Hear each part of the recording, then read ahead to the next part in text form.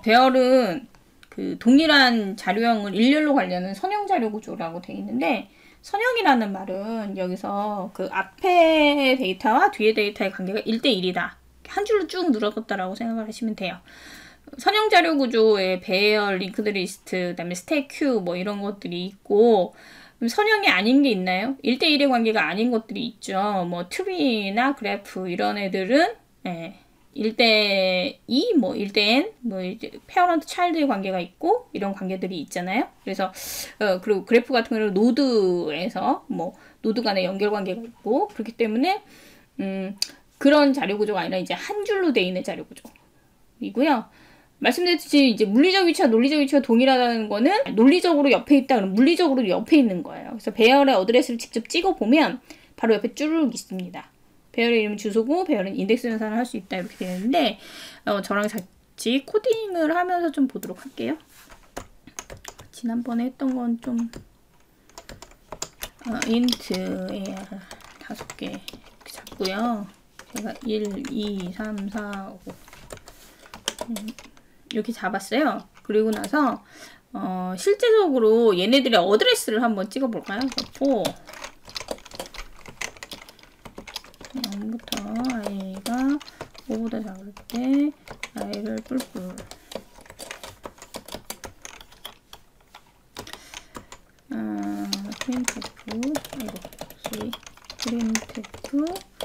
프린트 d p로 찍을게요.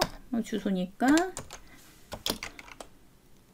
그래서 주소니까 %arr에 i번째 이렇게 찍으면 되겠네요. 그죠? 그래서 쭉 찍어보면 컨트롤 F5 하시면 스윙이 되고요. 자, 이거 화면이 크게 잘 보이시는지 모르겠는데 특성에 가셔서 자, 이렇게 보시면 4바이트씩 이렇게 떨어져 있지요? 그죠? 0에서 4, 4에서 8, 8에서 C 하면 12니까 4바이트씩 이렇게 바로 인접해서 있는 거를 보실 수가 있습니다. 이렇게 되기 때문에 계산을 할 수 있다는 거죠. 근데 아까 말씀드렸듯이 이제 이런 배열이 있다라고 하면 포인터를 하나 선언할게요. PA 이렇게 선언을 했고, 이게 이제 PA가 뭐 지난 시간에는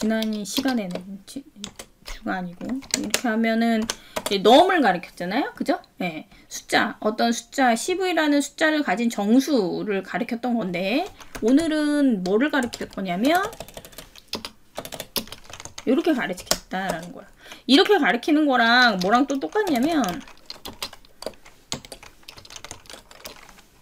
이거로 똑같아요. 왜냐하면 0번째 엘리먼트, 여기서 보시면 이가 0번째 엘리먼트잖아요. 0번째 엘리먼트의 주소는 A가 돼요. A. 그죠? 네, 그래서 첫 번째 어드레스. 배열의 이름은 주소예요. 그 위치가 주소가 되고, 그리고 이제 우리가 AR에 I 이렇게 쓰잖아요. 근데 이렇게 쓰는 것처럼 포문을 다시 열고, 여기서는 PA 이렇게 아까는 우리가 주소를 찍으려고 이걸 썼던 건데, 이번에 엘리먼트를 한번 찍어봅시다. 원래는 엘리먼트 5개 AR 해서 이렇게 쓰죠. 그죠? 네, 이렇게 쓰는데 이거를 이렇게도 쓸 수가 있어요. 이게 왜 가능하냐고 하면, 여기서 이제 우리가 얘기할 수 있는 게, 포인터는 뭘 할 수 있냐면 연산이 돼요.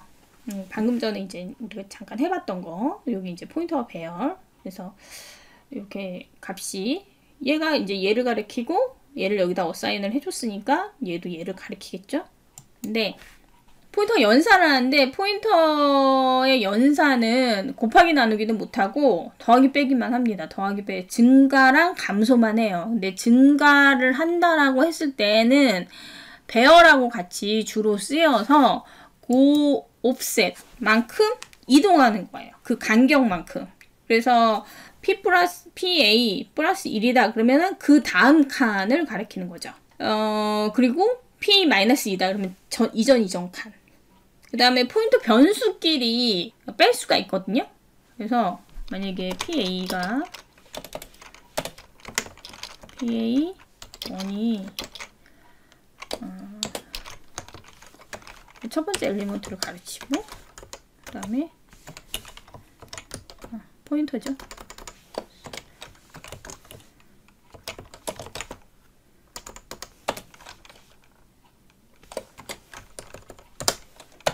이게 세 번째 엘리먼트를 가르친다 라고 하면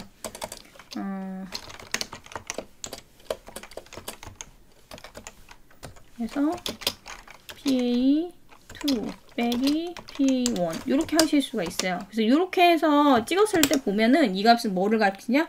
두 엘리먼트의 간격을 가르쳐요. 그래서 2가 나오죠. 네, 이렇게 이제 사용하실 수가 있습니다. 포인터끼리 더할 수는 없어요. 근데 빼기 연산을 할 수 있는데 그 빼기 연산은 이제 간격을 가르친다 라고 얘기했고, 이제 여기 보시면 요 얘기를 하려고 하는 거죠. 이렇게 연산이 가능하기 때문에 실제적으로 얘가 하는 일은 이제 지난 시간에 그 값을 가져오려면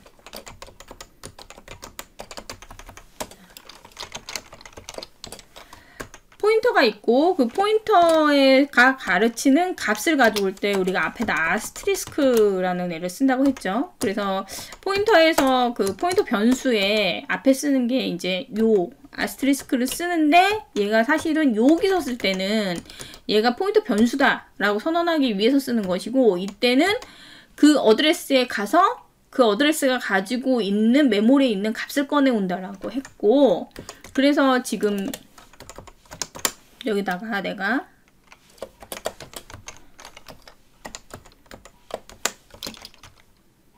ARR에 아니죠? PA죠? 이렇게 PA다. 이렇게 찍으면 뭐가 나올까요? 지금 PA가 가르치는 게 AR의 재료 번째 어드레스죠. 그래서 이렇게 찍으면 1이 나와요. 1.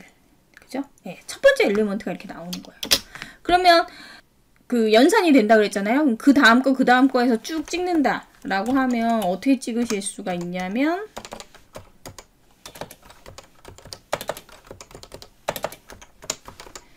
플러스 i번째 놈, 조금씩 옆에 있는 애지요? 그거에 값 이렇게 찍으시면 돼요. 그러면 1, 3, 4, 5 이렇게 나오죠. 예, 이게 근데 뭐도 똑같냐면 이렇게 쓸 수도 있어요. 어레이도 주소기 때문에 결국은 이게 인덱스 현상이랑 똑같은 거죠. 그래서 하면 이렇게 나와. 네. 포인터가 연산이 되고, 이 연산하는 거를 바탕으로 해서 배열과 포인터를 이제 같은 맥락으로 이렇게 쓸 수가 있다. 그래서 요게 모두 가능합니다. 가능해요. 제가 요거는 array라고 썼는데, 원래는 이렇게 쓰는데, 요게 하는 일이 결국은 뭐냐면, 이 옵셋 그만큼의 간격을 찾아서 그 어드레스를 찾아오는 거, 그 엘리먼트를 찾아오는 거, 그 일을 한다는 거죠. 네, 배열과의 관계는 이제 이런 식으로 이해를 하시면 되고, 나중에 제가 2차원 배열을 말씀드릴 일이 있을지 모르겠지만 2차원 배열 쓰실 때 포인터를 쓰시면 굉장히 또 편리해요. 그래서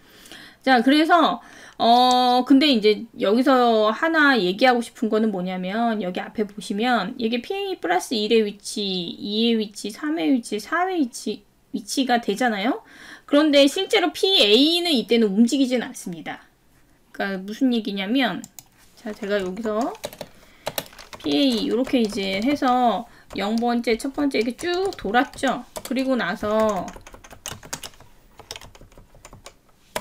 다 포문이 다 돈 다음에 다시 PA를 찍어 보시면 이때는 1이 나와요. 왜 1이 나오냐면 PA 자체는 움직이지 않은 거죠. 그죠? 움직이지 않고 그 다음 칸에서 이렇게 찾아간 것 뿐입니다. 찾아간 것 뿐이고요. 근데 실제적으로 움직인다. PA가 포인터가 이렇게 이동을 한다. 라고 하면 포인터가 이동할 수 있게 하려면 이제 뭐가 들어가야 되냐면 대입연산자가 들어가야 돼요. 제가 이제 종종 얘기하는 게 i 플러스 1 저기 넘이 있네요. 그러니까 넘 플러스 10 이렇게 한다라고 해서 요 값을 내가 뭐 어서 찍었다라든가 프린트해서 찍었다라고 해서 넘이 20으로 바뀌는 건 아니에요. 그죠? 이게 넘이 20으로 바뀌려면 반드시 이게 대입 연산자가 들어가야지 20으로 바뀌는 거예요. 이게 비트 연산자도 마찬가지입니다. 근데 내가 이거를 뭐 이렇게 해갖고 2번 옮겨라 뭐라고 해서 이 값이 이제 옮겨지잖아요? 그렇다고 해서 이 넘이 바뀌냐? 바뀌지 않습니다. 이때는.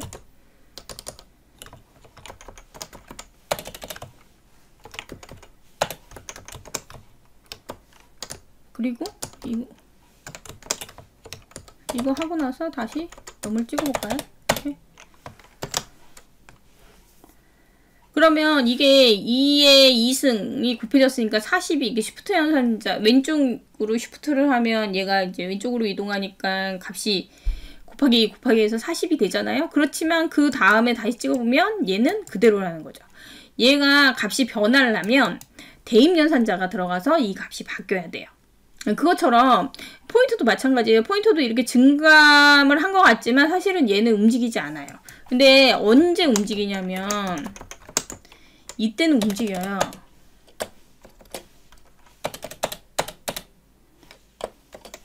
자, 뿔뿔 연산자를 쓰시게 되면 뿔뿔 연산자는 뭐냐면 요거랑 똑같은 거고, 다시 말해서 PA는 PA 플러스 요거랑 똑같은 겁니다. 네. 네, 뿔뿔 연산자 아시죠? 이렇게 움직이게 되면 얘는 이제 한 칸 한 칸 일로 옆으로 가는 거예요. PA가. 이렇게 가게 되면 나중에 얘가 근데 이 뿔뿔이 이제 언제 스윙이 되느냐, 이게 하나의 스테이트먼트, 이게 스테이트먼트거든요. 스테이트먼트라고 했을 때 이 스테이트먼트가 끝나고 나서 뿔뿔 되는 거야. 그러니까는 1, 2, 3, 4, 5까지 다 찍겠죠. 이게 앞에 있는 거랑 뒤에 있는 거랑 완전히 다르죠. 그런데 여기 앞에 있는 건 조금 이따 보여드릴게요. 그러면 이제 뒤에 있어서 이렇게 찍으면 이제 똑같이 1, 2, 5까지 찍죠. 근데 그 다음에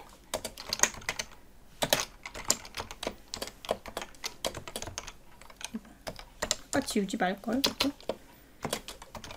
이렇게 하잖아요.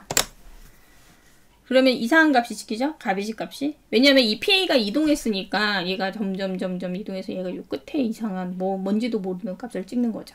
그러니까 아까처럼 그냥 플러스 2라고 레퍼런스 했을 때랑 그게 아니라 증감이 진짜로 일어났을 때는 다릅니다. 그리고 또 하나, 요게 이제 앞에 있으면 먼저 증감이 일어나고 그 다음에 저 값을 가져오게 되잖아요. 이 스테이트먼트 기준으로 보시는 겁니다. 그래서 먼저 이 문장이 끝나기 전에 증감이 일어나요. 그럼 2부터 찍겠죠. 그죠? 그래서 2, 3, 4, 5까지 찍고 그 다음에 가비지 값 2개 찍는 거죠. 이렇게 이제 보이실 수가 있습니다.